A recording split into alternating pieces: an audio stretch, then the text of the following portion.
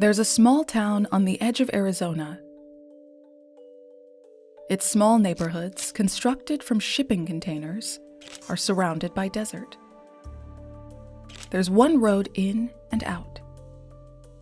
No one lives here, because this town was never meant to be lived in. Instead, it's a test city, constructed by the American military. Everyone knows the place by its nickname, Yodaville. You've probably never heard of Yodaville, which was built in response to American military deaths in the Battle of Mogadishu.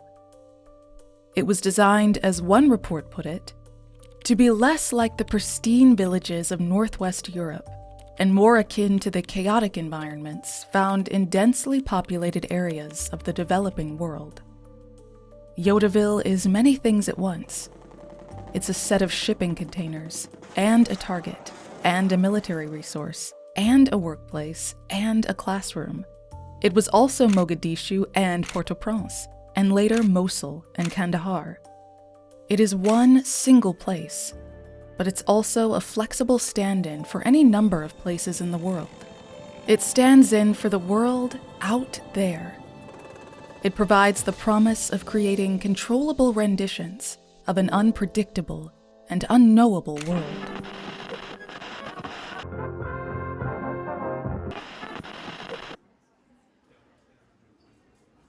We live in a world of intermediaries, where some objects, places, and people are more than themselves.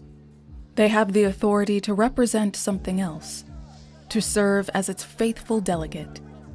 They act as stand-ins, proxies, to help us to navigate everyday life, to prepare, to practice, and to understand. Proxies are all around us, hidden in plain sight.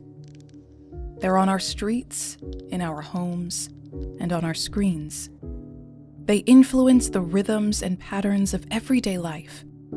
Proxies help us make sense of the world and how we should behave within it. Proxies don't always just stand in. A proxy may begin as a make-believe surrogate for the world out there.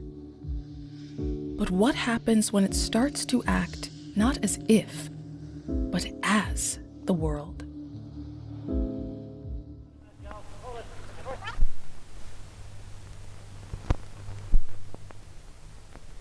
As part of their training, doctors learn to identify and evaluate symptoms to make a diagnosis.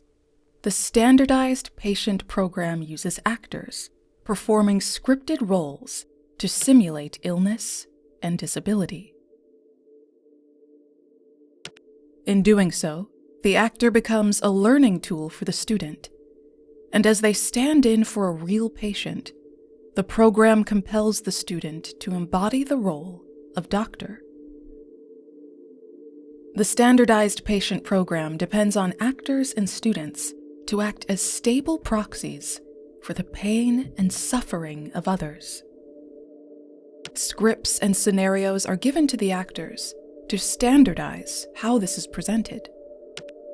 The student investigates the patient's body and history, comparing them to the many patterns of symptoms they have been trained to recognize, using their senses to make comparisons and inferences. The Standardized Patient Program relies on the belief that illness and suffering can be represented by performance. But what happens when pain can't be expressed or doesn't conform to prescribed norms? Gendered, raced, and stigmatized forms of suffering become invisible when proxies don't account for them. Standardization is a process of forgetting. We are given permission to ignore complexities and variabilities of everyday life and take refuge in the stability of what we agree is normal. Proxies are vital. We need them to generate and pass on knowledge. Proxies are necessary. They provide shared understanding. They help us navigate the world. Proxies control.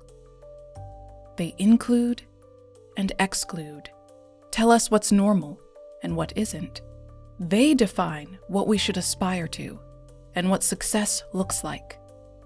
They set the average. Proxies are controllable. Proxies are made and remade. They can make the world better. To do so, we must question to who or to what do we delegate the power to represent the world.